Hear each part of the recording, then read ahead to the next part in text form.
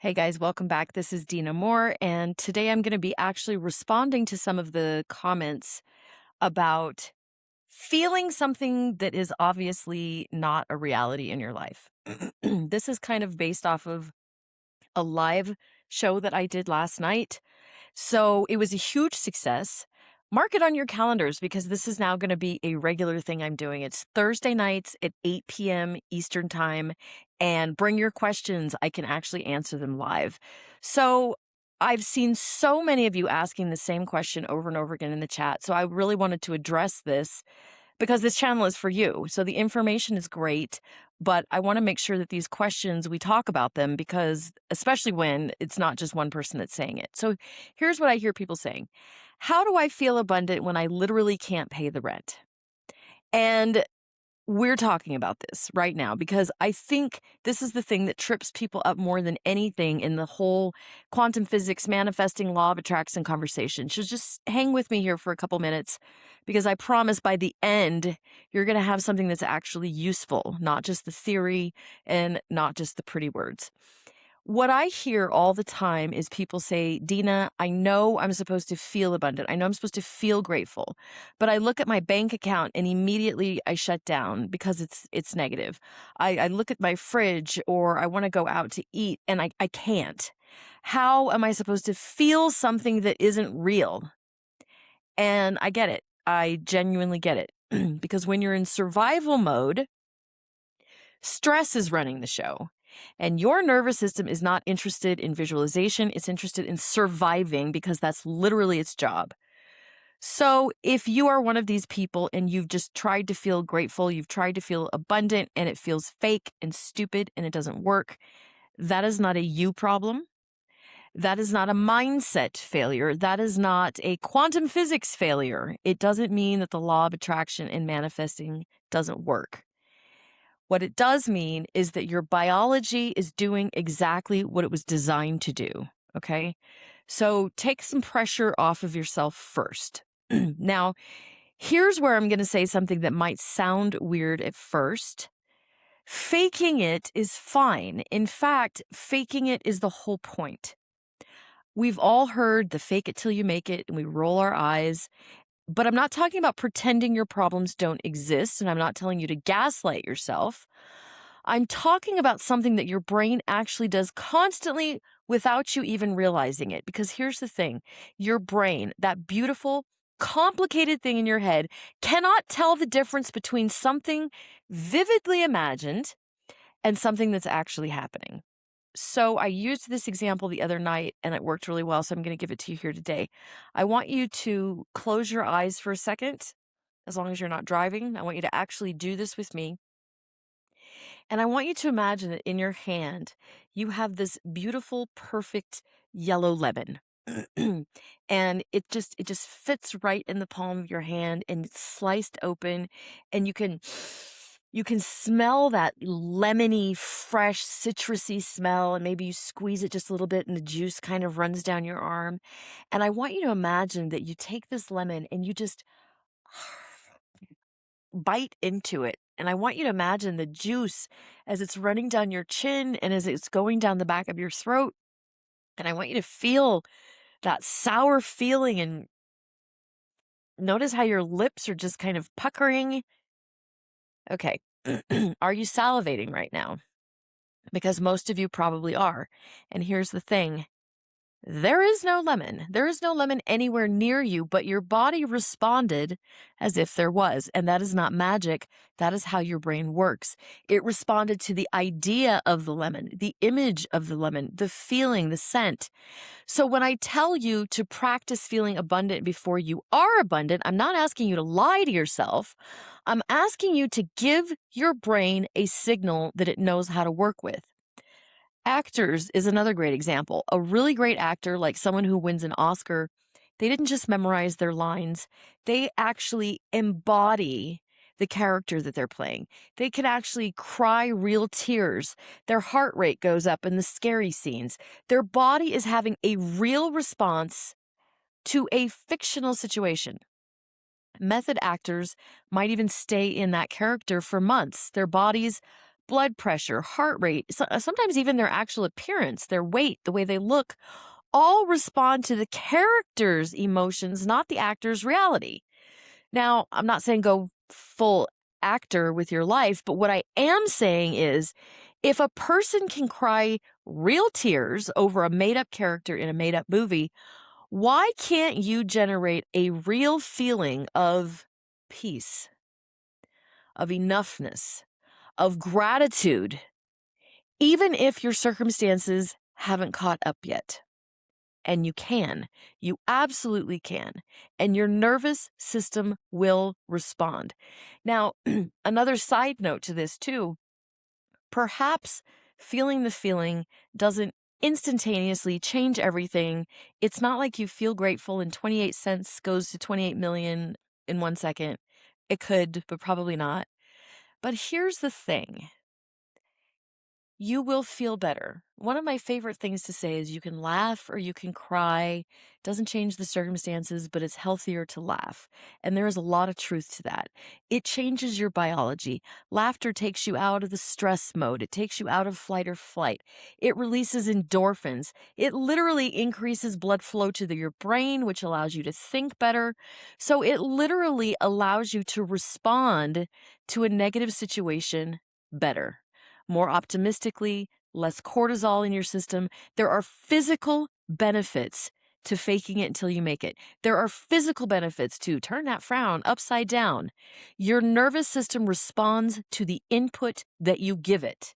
So even aside from the manifesting thing, we're talking about controlling your nervous system so that you are more resourceful with whatever situation it is that you have right now. So here's how you actually do this. Now, when you're in a hard moment, you don't try to feel rich. That word probably has too much charge on it right now. There's too big of a gap between where you are and where that word lives. So we're going to start smaller. We're not going to be wealthy. We're going to chunk this a little bit smaller. We're going to think of something, anything that's okay right now. Not good, not great, just okay. Maybe you have hot water. Maybe someone texted you today. You are watching this, which means you have a phone or a computer or an internet connection.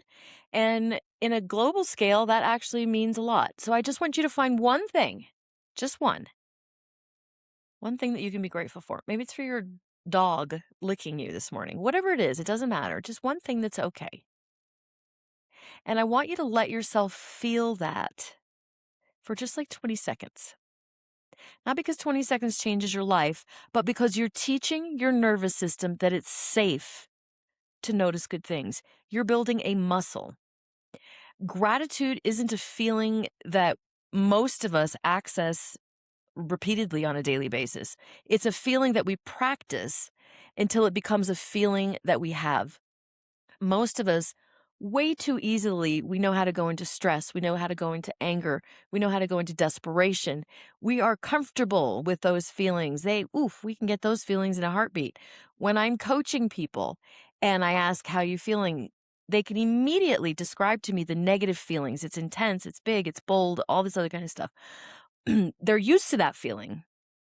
When I ask them to describe how does it feel to be happy, or how does it feel to be joyful or abundant, I will often get kind of a blank face. And it's because we have not trained ourselves to learn how those feelings feel. So this is a practice. Also, neurologically, in your brain, you have these neural pathways which have been formed with the cortisol. They've been formed with the fear. They've been formed with the desperation. And they are highways in your mind that are well-formed roads.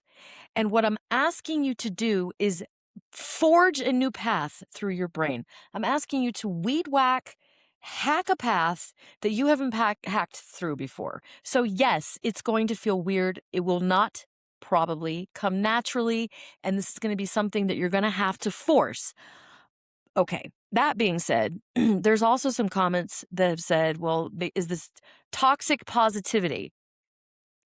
No, definitely not. Here's the difference. Toxic positivity is like, fa la la, just be happy, everything's great, everything's totally fine, and completely ignores your real pain. What I'm talking about says, yes, this pain is real, this situation is real, and your brain is also a tool that you can learn to work with even in difficult situations. Both things can be true at the same time. You're allowed to be struggling and you're allowed to practice reaching for a better feeling. They are not opposites. In fact, they work very well together. Here's the layer that most people don't talk about. The reason this feels fake isn't just because your circumstances are hard. It's because abundance or gratitude or appreciation, whatever that means for you, doesn't feel like you yet. It's not in your identity. It's not in the story you've told yourself about who you are and what's possible for you. And I want to be super real with you. That story, a lot of it was written when you were a kid by things people said to you, by what you watched, by how many was talked about in your house. You did not write that story. It was written for you. So when abundance doesn't feel natural, it's not because you're broken. It's because you're running a program that someone else installed, and programs can be updated. That is literally what my work is about. That is what I did to myself. That is what neuro-linguistic programming, hypnosis, the courses that I've created, it's what all of that is about. It's about going in and updating the program so that good things don't feel foreign anymore. Here is a side example. We were talking very specifically about embracing emotions and about how our identity may not resonate with an emotion. But there are a lot of things that perhaps our identity may not resonate with, we may not get, for example. I've worked with people who want to lose weight. So as they're wanting to lose weight, let's just take a random number. Let's take 350 pounds. They want to get down to 150. I will ask them how they can imagine that life. And as we were talking about weight and we're talking about lifestyle, a lot of these people will say things like, well, everyone in my family has weight issues, or I've tried to lose weight in the past. As soon as I start losing weight, my family starts making fun of me because I don't fit in. It's genetic. It runs. You see how these are all identity beliefs that are going on in the mind. And when I ask, can you imagine what would your life be like if you were 150 pounds or 160 pounds? I get some blank stares. Their mind cannot imagine what it'd be like to be physically different. Do you understand how the mind doesn't know how to run with a program it cannot read? That's what we're doing right now. We're letting ourselves embrace something. We're letting ourselves taste something that may feel a little bit fake for a little while. And that's okay. So if you're sitting here right now and you feel like it's impossible to feel something you've never had, I want you to think about this. You've never tasted a food before you tried it for the first time, and you still ate it. Maybe you've never been in love with this person before you fell for them, but you still allowed yourself to open up and give it a shot. You never learned a skill, playing the guitar, before you practiced it, but you still showed up. Feeling abundant, feeling grateful, feeling appreciative, feeling safe, these are skills. They are learnable. And the first step is giving yourself permission to let it feel weird, let it feel awkward, fake while you're learning. It's not a weakness. It's how everyone learns something brand new for the first time. So if this is resonating with you and you want to understand where your specific block is, like what's actually happening in your subconscious that's making abundance feel so foreign, I have created the Reality Gap Audit. I've got the link down there. Just takes 5 minutes. Check your spam if it doesn't show up. Email me. I'm having technology glitches. Go figure. But that will show you exactly what's running under the surface. It's super useful. And come back and tell me what you found. So drop me a chat. Let me know what you think about this. Let me know more challenges that you have. And join us Thursdays at 8 p.m. Eastern Time, because I will be taking live calls if you're brave enough to jump on. If not, I'm reading the comments and I will answer and respond live to whatever it is that you're putting in that chat. All right, guys, I hope you appreciated this. I hope it was useful, and I'll talk to you soon.